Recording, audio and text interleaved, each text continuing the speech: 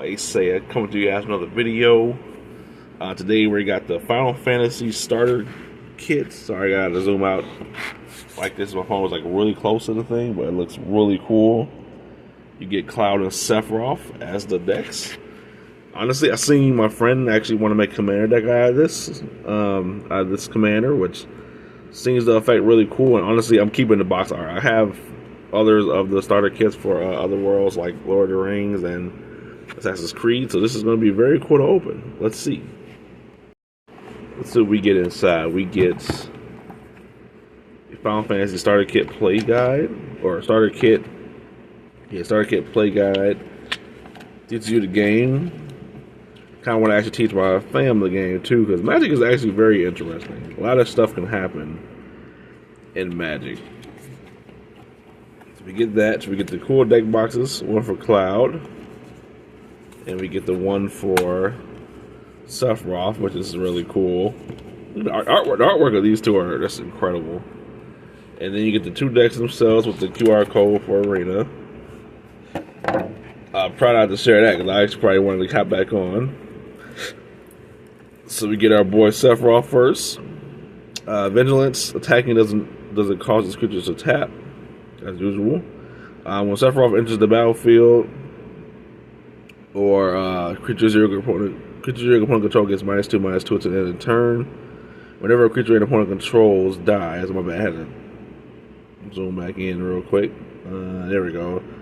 Sephiroth gets a +1/+1 counter. Interesting. And this is the deck themselves. Not every card in here going to be Final Fantasy theme, but Magic has a rich history of stuff, but that seems like a very simple commander to do. So we got Shahagan, the Merfolk. Whenever you cast a non-creature spell, if at least 4 mana was spent to cast it, put a +1/+1 counter on this creature, and it cannot be blocked, or it can't be blocked. Make Pixie. Whenever this creature attacks, you get to survey 1. Pretty simple. You got a couple of these. You have Retrieved the Esper. This is actually a Final Fantasy card. It's a Robot Warrior. Created a 3/3 blue Robot Warrior artifact creature token. And when the spell is cast from the graveyard, put a +1/+1 counter on that token. And that's flashback, so you can actually do that, which is really cool. Dreams of Laguna. Survey 1 to draw 1 card. Also a Final Fantasy card. And that's flashback. A couple of these. Rem's Sketchling, Final Fantasy card. Create a token that's a copy of an artifact or creature you land. It's actually not a bad card, but the mana cost is a little bit high for me. Oh, this card looks cool. Whenever she ETBs, tap all creatures your opponent controls. Whenever a creature you control deals combat damage to a player, draw a card. That's actually not a bad effect. Hold on. Her stats ain't too bad. I mean, 4/4 for 6 is not too bad. You got a rat tail. Look at some treasure tokens. A couple of these. We got the Shinra reinforcements. Final Fantasy VII. When this creature enters the battlefield, mill 3 cards. You gain 3 life. That's not too bad. You got Sephiroth's intervention. This card looks crazy. To start target creature, you gain 2 life. It's just a regular destroy target creature, but damn, that's actually cool. You get 3 of these. This is really cool. Shambling Seath. When this creature enters tap, whenever you cast a non-creature spell, I'm reading all the words that's down on the thing, you may pay 1 black, and if you do, return this card from the graveyard to your hand. Not too bad. You get 3 of these. You get 3 of the Almond Scavengers. I think you've seen that one. You got Overkill with the boy Titus on there.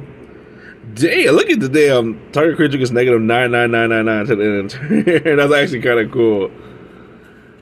Definitely like a final attack thing. Evil Awakening, return target creature card from the graveyard to the battlefield with 2 additional +1/+1 counters on it. You get 2 of those. You get Seymour Flux.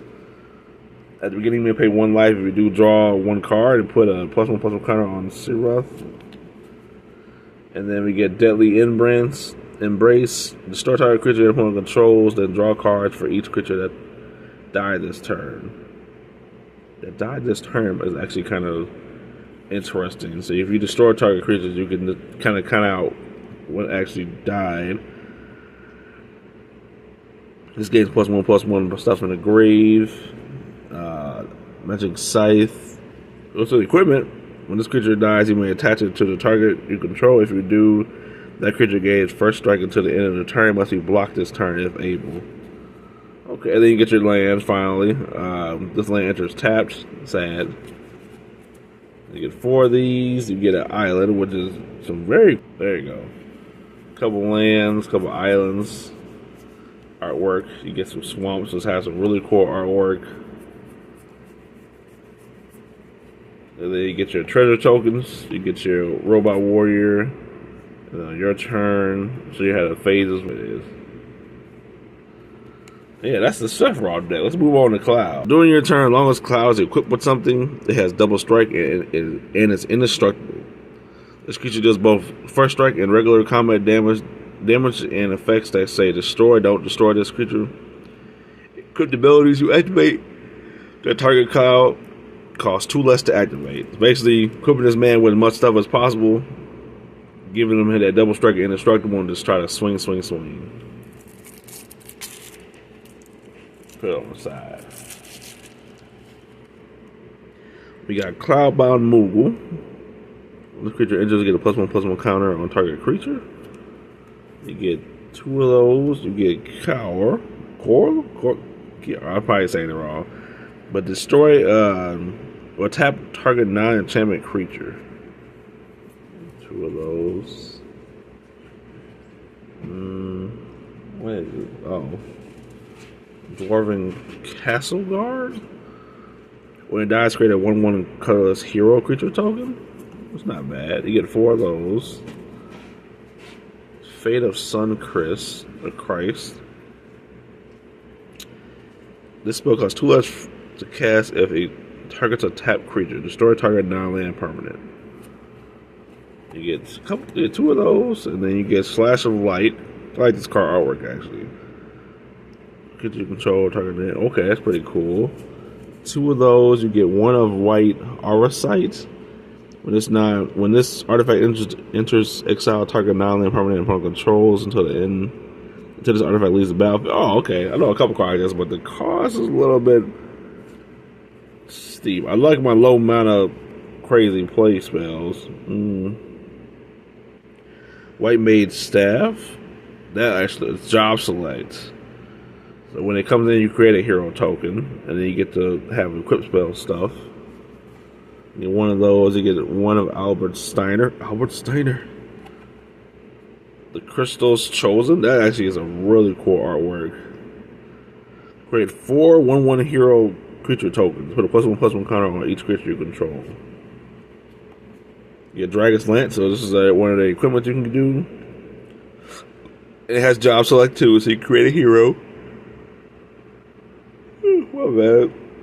Equipped creatures get +1/+0, and as a night addition to other types during the turn. Equipped creature has flying. Okay. And this is a Cat Archer. Whenever 1 or more other creatures or artifacts you control dies, draw a card. This ability triggers only once each turn. Okay. Oh, that's a pretty artwork too. At the beginning of the combat of your turn, put a +1/+1 counter on target creature you control. It gains lifelink. Interesting. You get 1 of that. You get 1 of Beatrice. Really cool artwork too. You get 2 item shop. You get 3 item shopkeepers, which might come in handy. You get Warrior's Sword, which looks cool. Also has job select. I'm gonna actually experiment with this job select thing. This thing seems really cool. I don't think a lot of cards in the game actually has that though.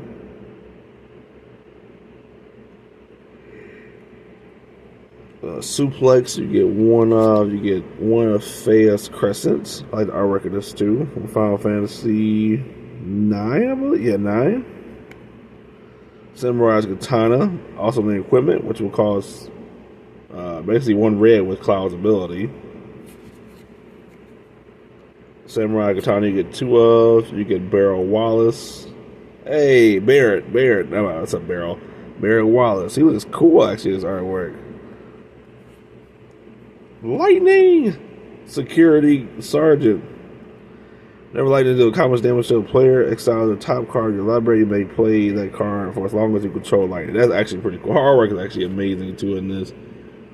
Oh, is that my boy from Final Fantasy 16? Hell yeah.